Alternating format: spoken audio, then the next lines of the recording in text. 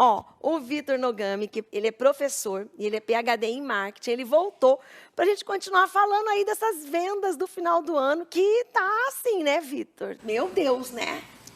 Isso mesmo. Boa tarde, Rose. Boa tarde a todo mundo que está em casa nos assistindo. Sim, nós temos aí uma retomada ainda um pouco tímida, mas uma retomada das atividades econômicas. Então, o varejo agora para o final do ano, estamos com a Black Friday e com o Natal aí quase chegando, as expectativas são boas para termos aí uma recuperação e entrar com o pé direito em 2020. Acho que tem umas perguntinhas que mandaram aí, né, para colocar no TP, as perguntinhas. Ah, tá aí, ó. Ó, as pessoas estão perguntando, quais dicas você vai dar para os comerciantes melhorarem as vendas para o final do ano? Ó, Laiane.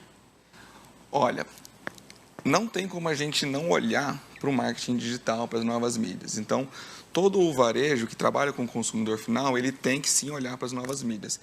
Mas a gente não pode esquecer das habilidades humanas. Então, a máquina, o computador, ela está substituindo o ser humano em várias atividades, desde as operações, em grandes corporações, no campo, na tecnologia. E o que o ser humano é melhor que a máquina? Em ser humano. Então, mostrar as emoções, os sentimentos, e a gente transferir isso para o atendimento nas lojas com uma confiança, com um bom atendimento. Atendimento é tudo. Não sei vocês, amores, mas eu vou numa loja, eu sou muito bem atendida, eu compro até o que eu não preciso.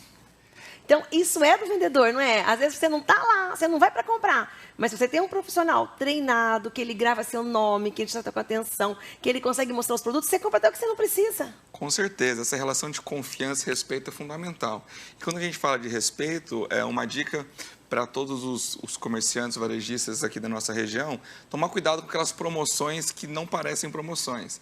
Então, o preço é 200, e aí coloca de 300 por 200, mas sempre foi 200. Ou você vê uma placa bem grande. Tem que tomar muito cuidado agora, né, no Black Friday. Você fala, Black Friday, mas elas sobem para depois elas descerem o preço. Isso não é promoção. Quem nunca entrou numa loja com aquela placa bem grande, 50% de desconto? Quando você entra, é apenas as roupas que quase não têm tamanhos diferentes, ou você tem que comprar 3 peças para 30%, 4 para 40% e 5 para 50%. Você chega e fica desanimado. As políticas de troca também é outra questão que deixa o consumidor insatisfeito. Você ganha um presente e às vezes precisa trocar. Porque não gostou do modelo ou pelo tamanho. Ah, isso não pode trocar porque foi uma peça de promoção ou tem que trocar lá na outra loja. Então, essa relação de atendimento, respeito e confiança é fundamental. Acho que tem mais perguntinha. Vamos lá.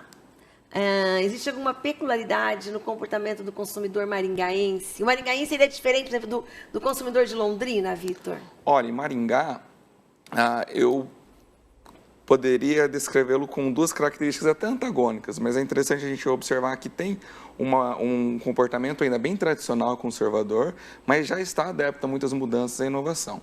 Por exemplo, conta de água e luz, onde que a gente vê muita gente ainda pagando conta de água e luz e como? Em lotérica no dinheiro. Se você parar naquela fila da lotérica e perguntar quantos deles têm um aplicativo de banco para pagar a conta escaneando o código de barra, muitos teriam. Eu não tenho aplicativo, mas eu sou daquela que vai na lotérica ainda com dinheiro. É esse sinal conservador. A gente ainda tem uma cultura que vem da atividade rural. Então você vê quantas pessoas não têm caminhonetes gigantescas, mas nunca colocou um saco de milho atrás, ou não precisa de uma caminhonete gigantesca. Então é uma cultura ainda rural, uma cultura um pouco americanizada desses carros grandes. Isso mostra ainda um conservadorismo. Um ponto positivo do conservadorismo é a fidelidade a algumas marcas, shoppings, restaurantes. Então o consumidor maringaense ele é tradicional nesse sentido.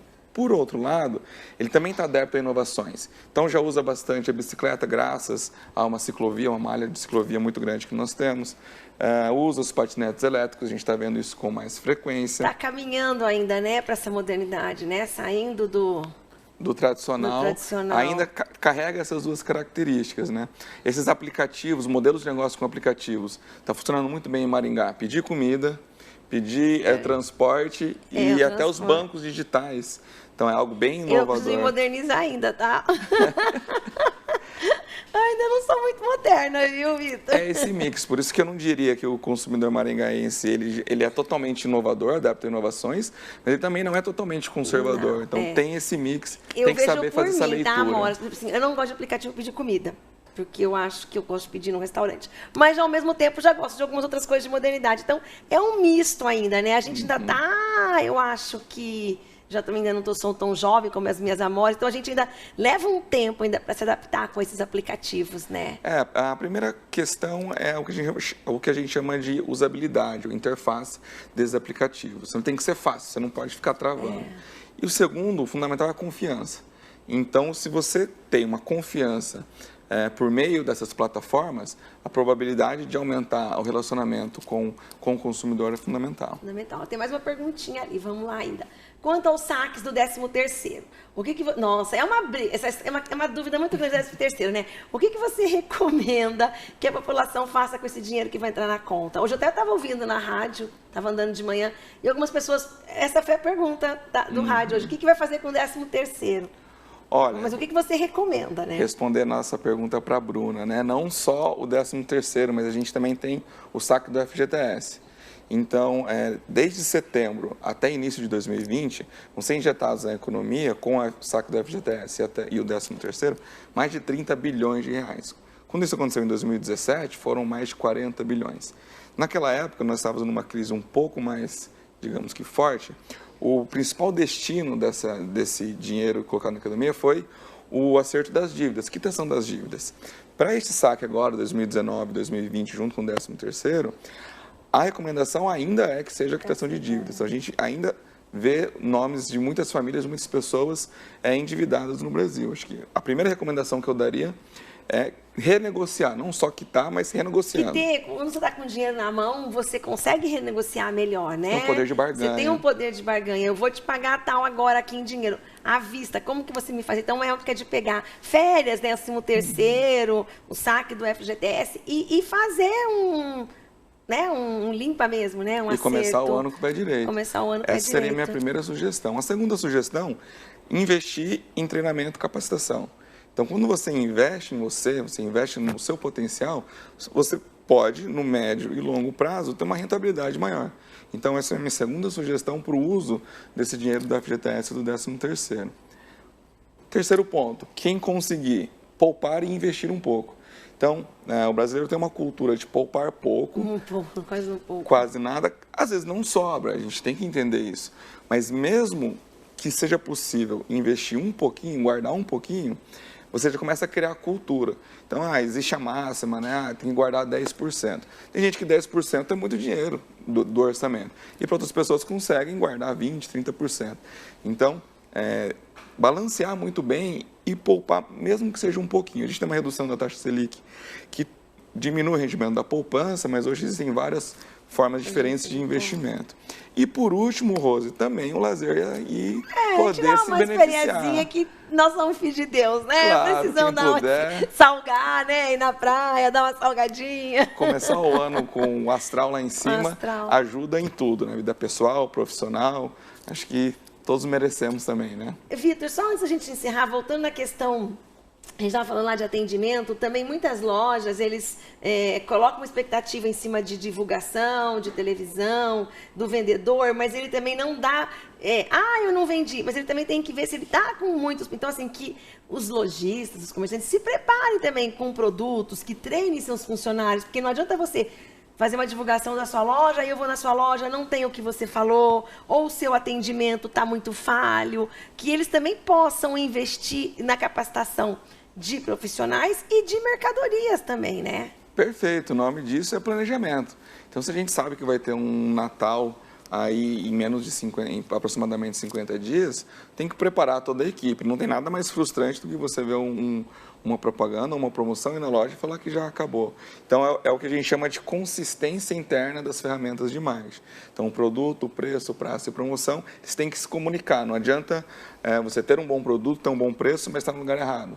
Você está no lugar certo, tem uma boa promoção, mas o produto não atende a necessidade do consumidor. Então, essa consistência interna das ferramentas de marketing e a consistência entre planejamento e operação é fundamental. E também, amoras e amores, vocês que vão agora aproveitar emprego temporário, se dê o seu melhor, porque muitos empregos temporários viram empregos fixo. Então, se você já queria uma oportunidade de um emprego fixo, conseguiu uma chance no temporário, dê o seu melhor. É um cartão de visitas Vitor? fantástico. É um cartão para você conseguir e começar 2020 aí empregado, né? Tem que agarrar essa oportunidade e recuperar essa taxa de emprego aí que nós estamos conseguindo. Maringá já mostra números positivos, como a gente conversou, né, na outra oportunidade. E aproveitar essa oportunidade, porque a nossa região ela é muito forte economicamente, ela é muito, atrai muitos investidores e tem excelentes empresas, produtos e serviços. Obrigada, viu, Vitor? Você volta mais vezes, viu? Ele é professor daqui em Maringá, da PUC. Obrigada, Sempre viu? que quiser, estarei à disposição. Então, eu que agradeço. Obrigada. Nós vamos para um rápido intervalo, então fica esse conselho aí, essa dica. Conseguiu um emprego temporário, dê o seu melhor para começar 2020 aí, ó, uma história nova, empregado. Surgem muitas oportunidades agora no final do ano, tá? Nós vamos para um rápido intervalo.